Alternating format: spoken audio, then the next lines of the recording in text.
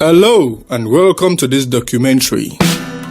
Today we will tell the true story of a man who loved Nigeria so much. He went to jail many times for it. His name is Chief Anthony Enahoro. Some people called him Enah0ro, the jailbird. Not because he was a criminal, but because he was always fighting for justice. So let's go back in time and learn about his life.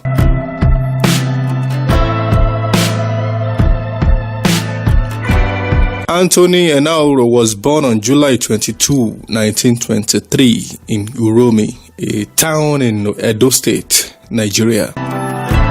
He was the oldest of 12 children. His parents were Anastasius Enahoro and Fidelia Enebokun. They were from the Esa ethnic group. Anthony was smart. He went to government school in Uromi, then Owo, and later King's College in Lagos. He loved reading and writing. He wanted to help Nigeria become free from British rule. So, at just 21 years old, Anthony became the youngest editor in Nigeria. He worked for newspapers like Southern Nigerian Defender, Zikist, Comet, West African Pilot, Morning Star, He worked with Dr. Nnamdi Azikiwe, a famous nationalist. Anthony used his writing to speak against colonial injustice. He wanted Nigeria to be free as at the time. In 1946, Anthony wrote an article in the Daily Comet. He exposed how the British were treating Nigerians badly.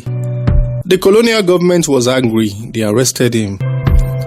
He was convicted and sent to jail for 9 months for that.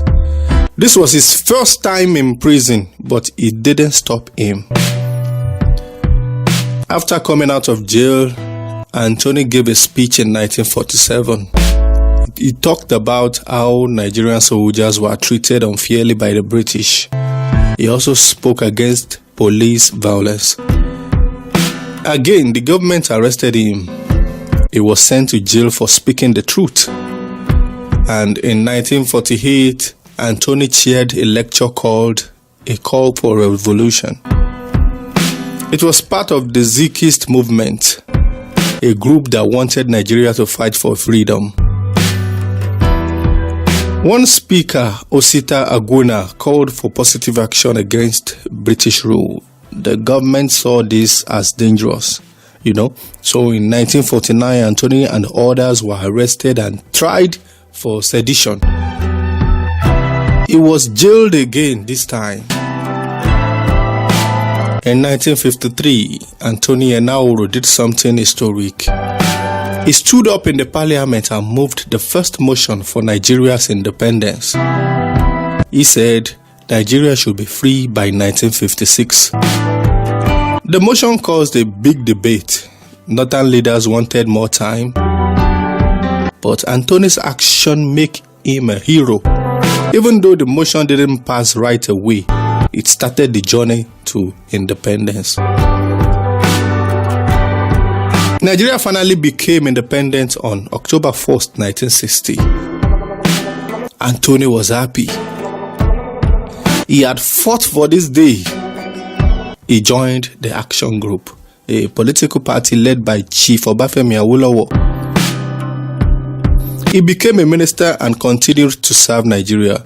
But trouble was coming. In 1962, the government accused members of the Action Group of planning to overthrow the federal government. And Anthony was one of them. He escaped and fled to London. He asked for asylum, but the Nigerian government wanted him back.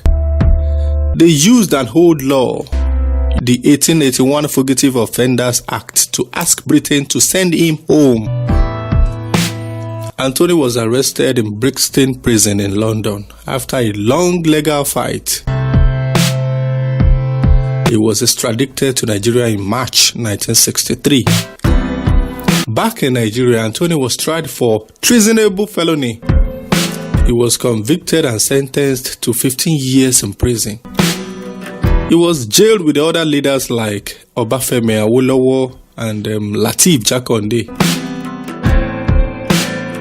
They were later released and pardoned when General Yakubu Gowon became head of state.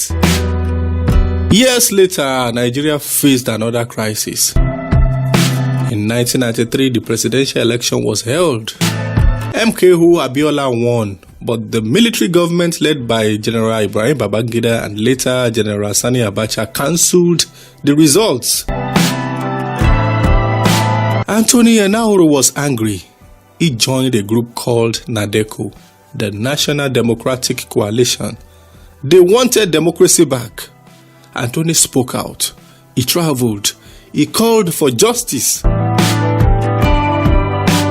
In 1995, the Abacha government charged Anthony with treason again. He had escaped Nigeria, so they tried him in absentia.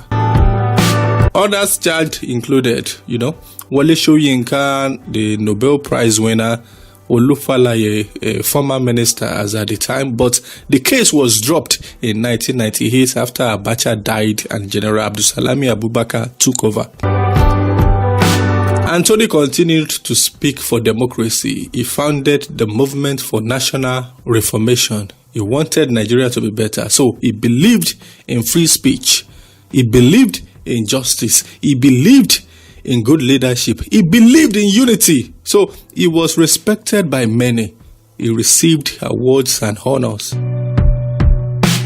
Anthony Enahoro died on December 15, 2010 in Benin City, Nigeria. He was 87 years old.